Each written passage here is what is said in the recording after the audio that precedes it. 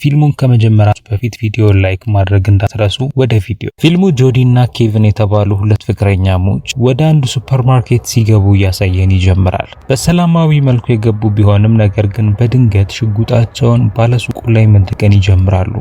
ነገር ግን ሽጉጣቸውን ወደ ገንዘብ ተቀባዩ ጋር በመደቀን መሳቢያ ውስጥ የሚገኘውን ገንዘብ በሙሉ እንዲሰጣቸው ይነግሩታል። ካሸሩም እንዳሉት ካደረገ በኋላም ኬቪን ገንዘቡን ይዞ ከዛ ለመውጣት ይነሳል። ቢሆንም ጆዲ ግን ጥግ ላይ ይገኝ የነበረውን ካዝና ከተመለከተች በኋላ ካሸሩም ያንን እንዲከፍተውና ከዛም ውስጥ የሚገኘውን ገንዘብ አውጥቶ እንዲሰጣቸው ትነግረዋለች። በሚያስገርም መልኩ ግን ካሸሩ በዚህ ጊዜ በጣም ይረጋጋል። እናም ውስጥ ያለውን ነገር እሷ እንደማትወደውና ባይከፈትም እንደምትመርጥ ይነግራታል። በህይወት ብዙ ነገር ማድረግ እየቻለች ነገር ግን ይሄን ማድረግ መፈለጓ ትልቅ ስህተት እንደሆነም ነበር የነገራት።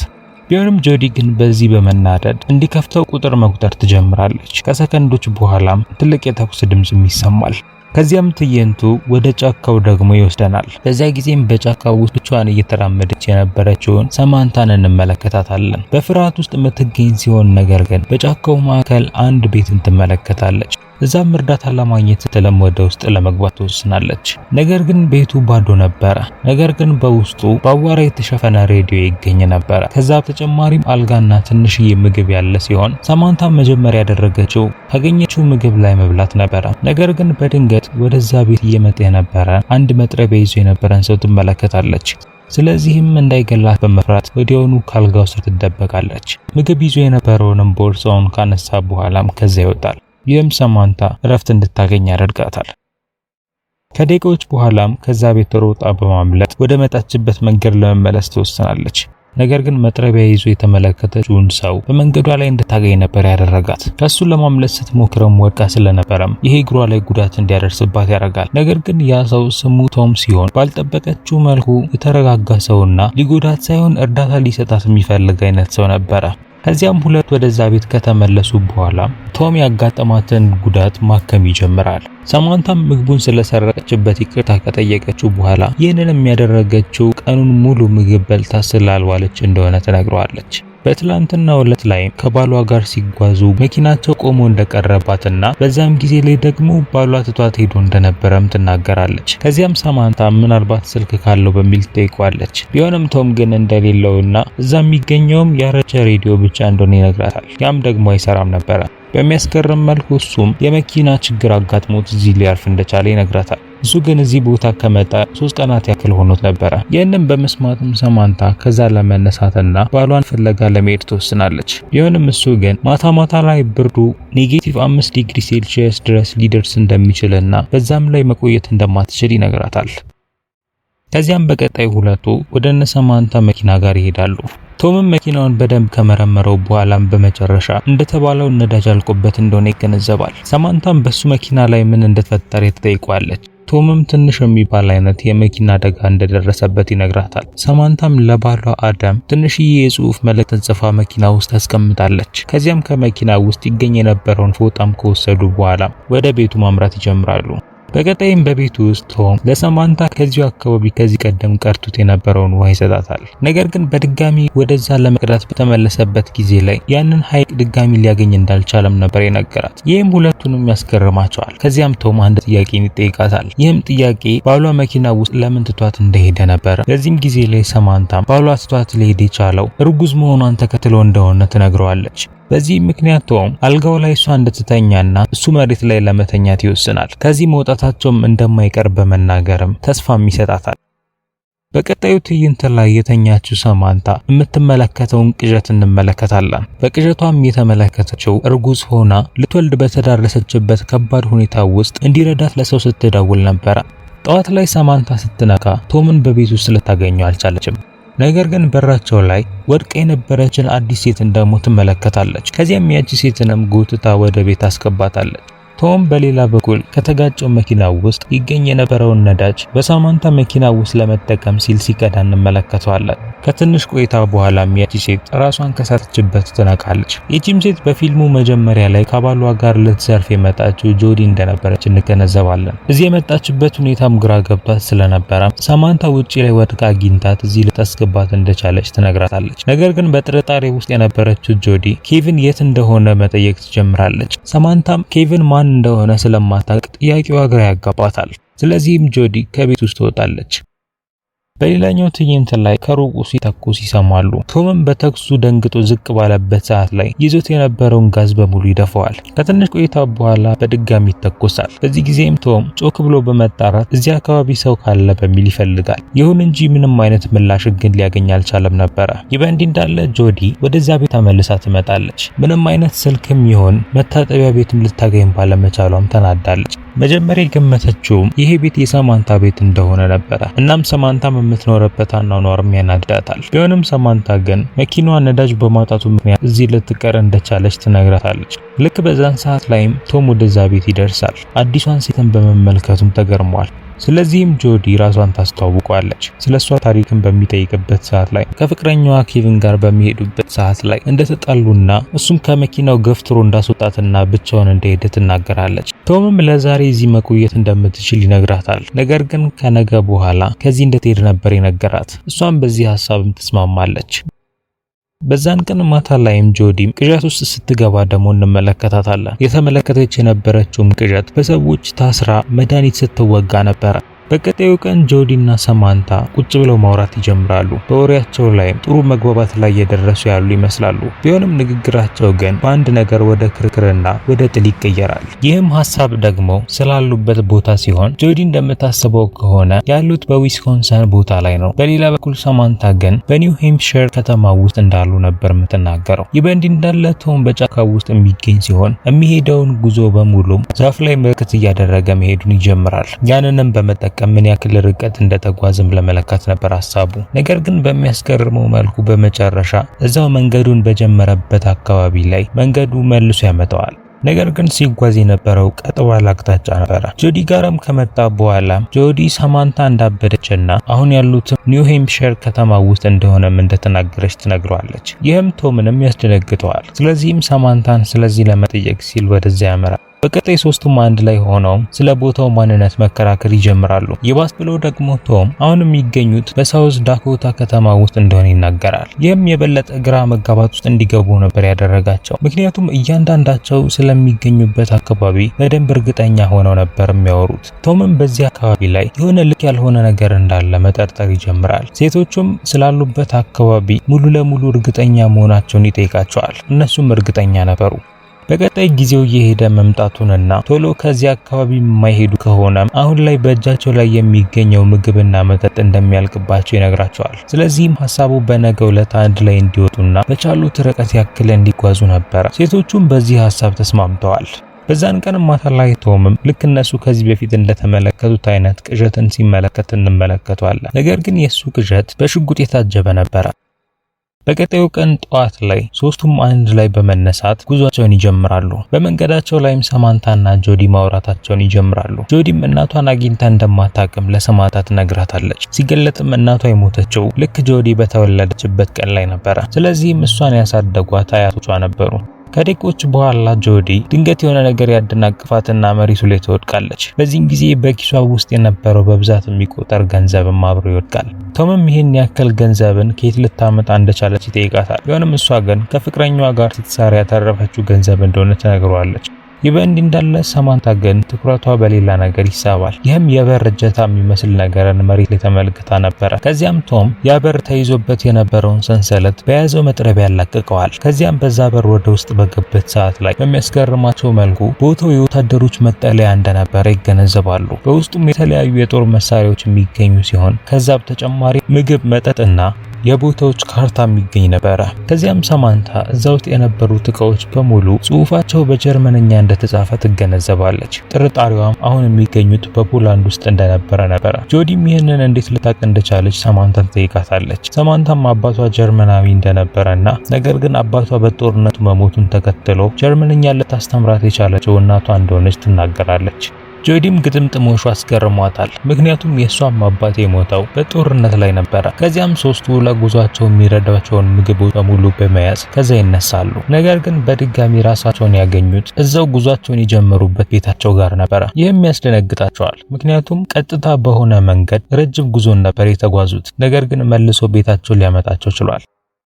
በዛን ቀን ማታ እራት በሚበሉበት ሰዓት ላይ ቶም እሱ ቢጠፋ እንኳን እሱን ሊፈልግ የሚመጣ ምንም አይነት ሰው እንደሌለው ይናገራል። እናቱ በፈጸመችው ወንጀል እንደተገደለችና እሱ ግን በሳውዝ ዳኮታ ከተማ ውስጥ በህፃናት ማሳደጊያ ውስጥ እንዳደገ ይናገራል። በቀጣይ ሴቶቹ ብቻቸውን በሆኑበት ሰዓት ላይ ሰማንታ ለጆዲ ያን ያክል ገንዘብ አይታ ስለማታውቅ ከዚህ በፊት ወድቆባት የነበረውን ገንዘብ እንድታሳያት ትጠይቃታለች። ጆዲም ያንን አውጥታ ካሳየቻት በኋላ ይህንን ያክል ገንዘብ ልታገኝ የቻለችው ከባሏ ጋር አንድ ላይ በመሆን የተለያዩ ጋዝ ስቴሽኖችና ሱፐርማርኬቶችን ስለሰረቁ እንደሆነ ትናገራለች። ይህም ሰማንታን ያስደነግጣታል። ቢሆንም ጆዲ ግን ነገሮቹን ቀላል በማድረግ ከድሃ ቤተሰብ የተነሳች በመሆኗና ትምህርቷ ላይም ብዙ ስላልገፋች ረጅም ጊዜዋን ያሳለፈችው በመስረቅ ላይ እንደሆነ ትናገራለች። ሰማንታም ብሩን ከተመለከተች በኋላ ግን ብሩ ፌክ እንደሆነ ማሰብ ትጀምራለች። ምክንያቱም ገንዘቡ የታተመው በ1984 ዓመተ ምህረት ላይ ነበር። ይህም በእሷ አስተሳሰብ ደግሞ የወደፊት ጊዜ ነው። ይህም ጆዲን ያስደነግጣታል። ሰማንታም አሁን የሚገኙበት ዓመት ስንት እንደሆነ እንደምታስብ በጠየቀቻት ሰዓት ላይ ሰማንታ 1962 ዓመተ ምህረት እንደሆነ ትናገራለች።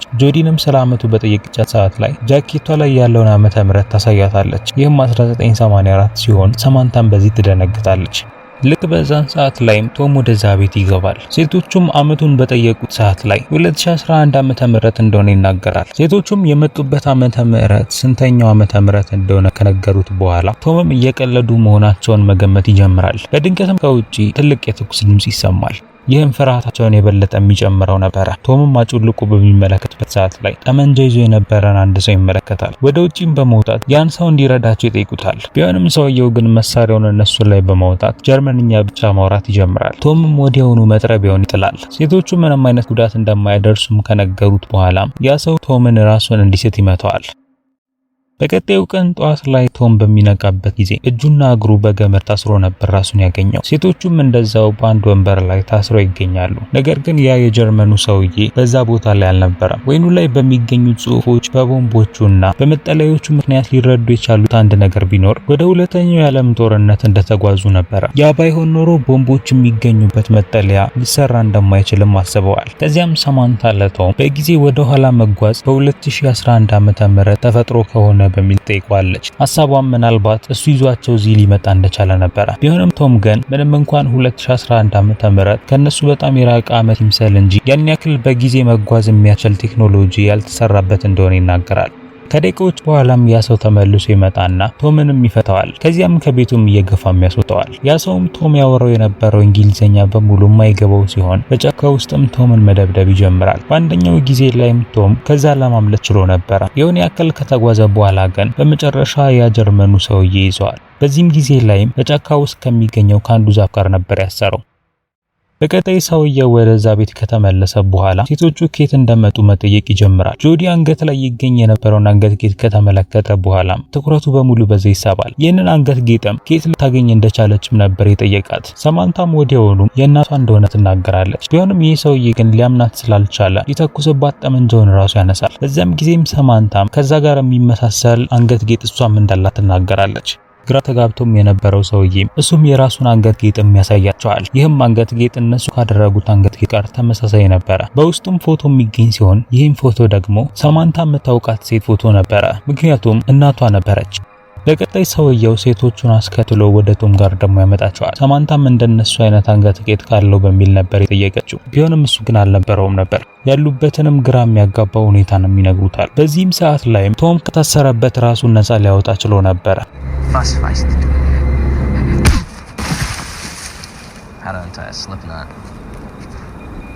ከዚያም ትዕይንቱ ወደ ትንሹ ቤት ደግሞ ይመልሰናል። በዚህም ጊዜ ላይ ያን ጀርመናዊ ሰውዬ እነሱን አስሯቸው እንደነበረው ደግሞ ሊያስሩት ችለዋል።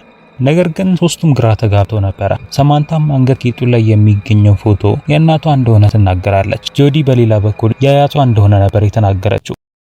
ሰማንታን በዛ ጊዜ ላይ የአባቷ ስም ሃንስ ኒውማን እንደሆነ ትናገራለች። የጀርመኑ ሰውዬንም ዶክመንቶች ከተመለከቱ በኋላ በመጨረሻ ስሙ ሃንስ ኒውማን እንደሆነ ይገነዘባሉ። ሰማንታም ጆዲ የተወለደችበትን ቀን በጠየቀቻት ሰዓት ላይ ኖቬምበር 11 1962 ዓመተ ምህረት እንደሆነ ትነግራታለች። ሲገለጥም ሰማንታም ልጇን የወለደችው በዛው ጊዜ ላይ ነበረ። የአባቷ ስምም አደም ኮማን ከሆነ በሚል ትጠይቃታለች። እናም ያሳደጓትም የእሱ ቤተሰቦች ከሆነም በሚል ነበር የጠየቀቻት። ጆዲም ያ እውነት እንደሆነ ትናገራለች። ትነግራታለች። ከዚህም ዜና በኋላ ክፍሉ በጸጥታ ይሞላል። ሰማንታም የጆዲ እናት ነበረች። ባሏን በቀጣዩ ጦርነት ላይ እንደሚሞት ስትገነዘብም ይህ ሀዘን ውስጥ ያስገባታል። እያለቀሰችም ከዛ ቤት ከወጣች በኋላ ቶም በመጨረሻ ሌላ እውነትን ደግሞ ይነግራቸዋል። ይህም ጆዲ ደግሞ የሱ እናት እንደሆነች ነበረ። ጆዲም እየቀለደ ነበር ይመሰላት፣ ምክንያቱም ልክ እንደነሱ አንገት ጌጥ አልነበረው። እናም ደግሞ እሷ ጭራሽ አላረገዘችምም ነበረ። ቶም የአንገት ጌጡ እንዳለውና ነገር ግን ያንን ይዞ እንዳልመጣ ይናገራል። ከዛ በተጨማሪም እናቱ ወንጀለኛ እንደሆነችና በከተማ ውስጥ የሚገኙትን የተለያዩ የጋዝ ስቴሽኖችንም ስትዘርፍ እንደነበረ እንደሚያውቅም ይናገራል። ካሸሩ ላይ የተኮሰች ሲሆን ከዛ በተጨማሪ አባቱ የነበረውንም ኬቪን ላይም ተኩሳም ልትገለው ችላለች። ይህም እንድትታሰርና በመጨረሻም የሞት ቅጣት እንዲፈረድባትም እንዲደረግና ልትሞት ችላለች። ይህም ለጆዲ ከባድ ነገር በመሆኑ ምክንያት እያለቀሰች ከዛ ትወጣለች። ሴቶቹም በዛው ጫካ ውስጥ ይገናኙና ሰማንታም ልጅ ስትወልድ እንደምትሞት ስትገነዘብ በዛ ታዝናለች። ስለ አደምም በጠየቀቻት ሰዓት ላይ ጆዲም በቬትናም ጦርነት ላይ እንደሚሞት ትነግራታለች። ይህም ከአደም ቤተሰቦች ጋር ብቻ እሷ እንድትኖር የሚያደርጋት ነበረ። ጆዲም አያቶቿ መጥፎ ሰዎች እንደነበሩና እሷን በሚደበድቡበት ሰዓት ላይም ያሳረፉባትንም ጠባሳዎችንም ታሳያታለች። ይህም ሰማንታን ሀዘን ውስጥ ያስገባታል።